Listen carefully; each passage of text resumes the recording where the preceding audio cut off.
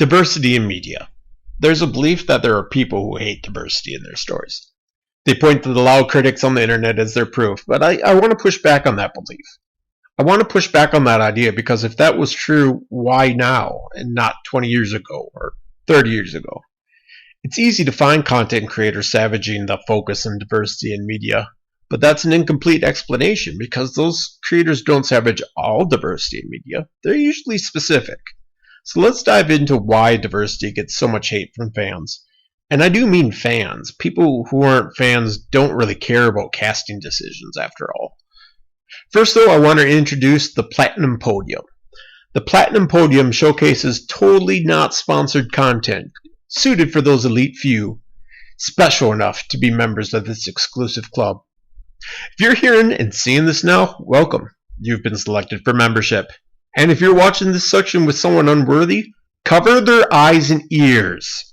This isn't for them. Summer's fast approaching, and while we wait for Mortimer to bring out the wine and foie gras, let's talk about the summer travel season. When I travel, I fly in ultra class, and that's the secret one ahead of first class. But traveling with enough gold is a pain. Between airport security and the bulky nature of gold bars, I can never bring as much as I'd want to. And that's where Gold to Go comes in. Placed in select ultra lounges, you can simply buy gold bars when you land instead of bringing yours from home. Imagine this. After a day of shopping and drinking at the most exclusive clubs, you return to your penthouse suite at the Shangri-La, only to find you have no gold to tip the butler. Sure, you have money, but are you really going to tip using paper? Like a peasant? Of course not. And Gold to Go has you covered. I've been using Gold to Go for a few years now, and the convenience is amazing. So next time you travel, leave your bullion at home and simply use Gold to Go. Now let's welcome back the others. Okay, reason number one. A big reason people scoff at diverse characters is they're written so badly these days. I'm not even sure if it's the writer's fault either, because many times I watch something and the characters feel more like a marketing decision than a creative decision. The all-women Ghostbusters movie always comes to mind when I think about this. The Ghostbusters aren't some group of people. The Ghostbusters are Peter Venkman, Raymond Strauss, Egon Spengler, and Winston Zeddemore.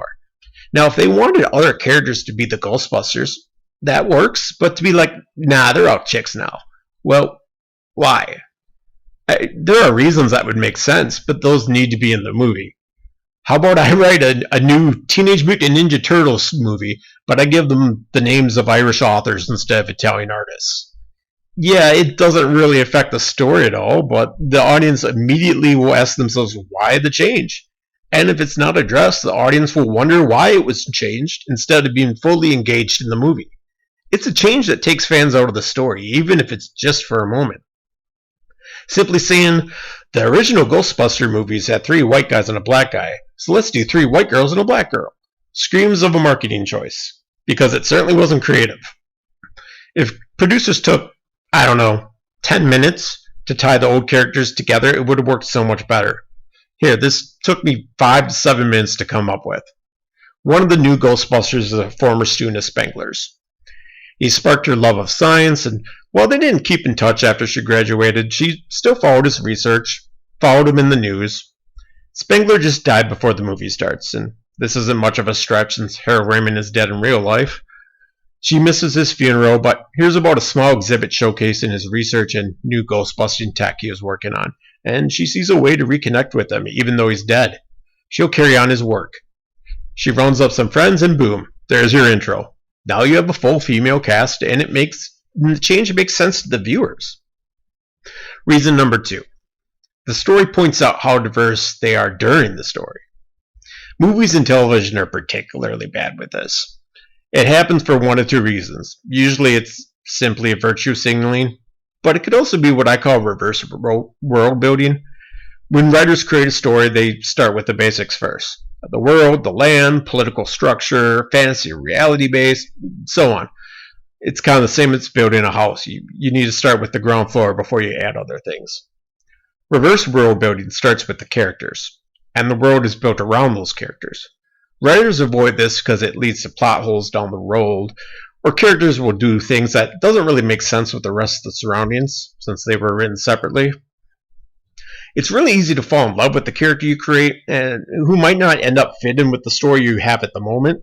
So you shelve that character for future, and since you really like it, it's tempting to create a story around that character. Virtue signaling, though, is just so cringeworthy. Like in Captain Marvel, when Captain Marvel was beating everyone up and they decided to play the song I'm Just a Girl by No Doubt over the scene. Instant eye roll. I get it. She's a badass chick, but try being a little more subtle next time. You can't just have your characters announce how they feel. That makes me feel angry. There are examples of how to do minority characters right, too. That's the infuriating part.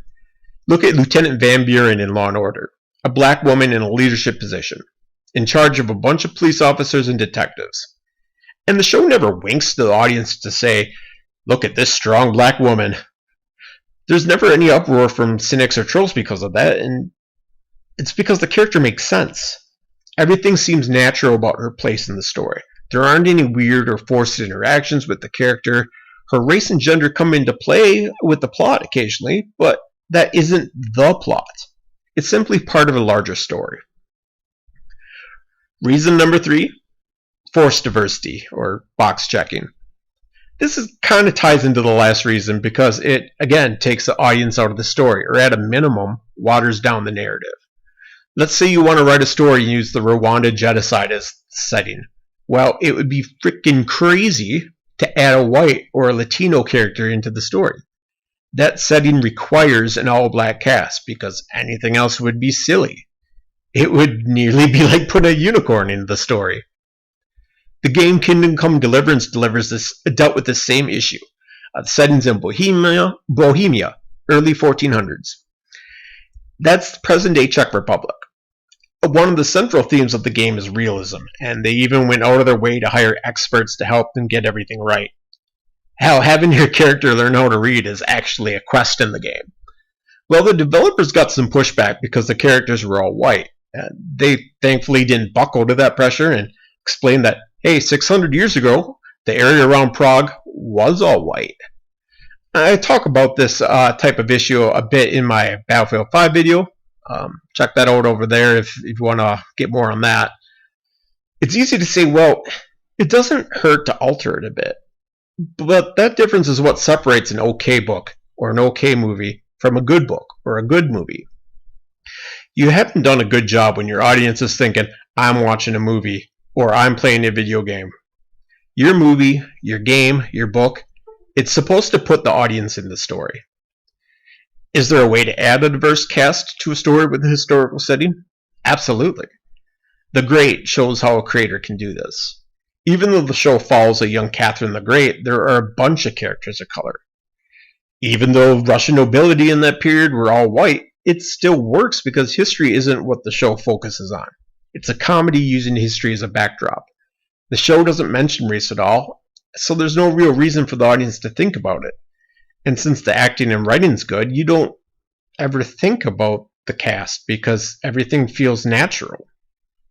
Now, I made this video because it really annoys me when I hear someone say they don't like that movie because they're racist or they're sexist.